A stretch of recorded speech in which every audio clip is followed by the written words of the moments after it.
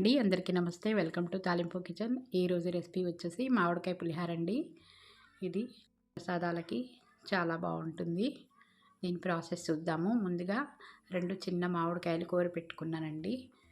ఇప్పుడు స్టవ్ వెలిగించి బాండీ పెట్టి నూనె వేసి వేడైన తర్వాత పల్లీలు,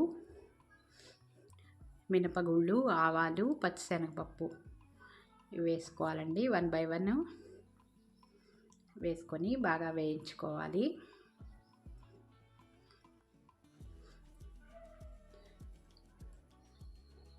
ఇవి కొంచెం వేగిన తర్వాత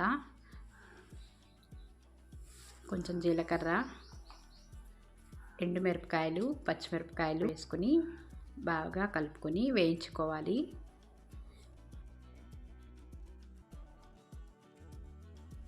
ఇప్పుడు ఈ పోపులో కొన్ని జీడిపప్పు కూడా వేసి కలుపుతూ వేయించుకోవాలి.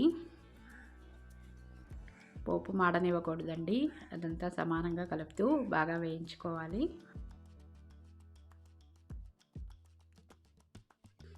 తర్వాత దీంట్లో కరివేపాకు, ఈ తురుముకున్న మామిడి తురుము, 2 కాయల తురుము అండి, చిన్న కాయల తురుము, పసుపు, రుచికి సరిపడా ఉప్పు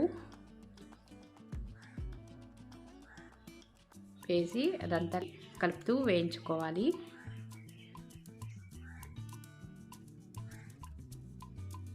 చివరికి ఇంగువ వేసుకొని వేయించుకోవాలి.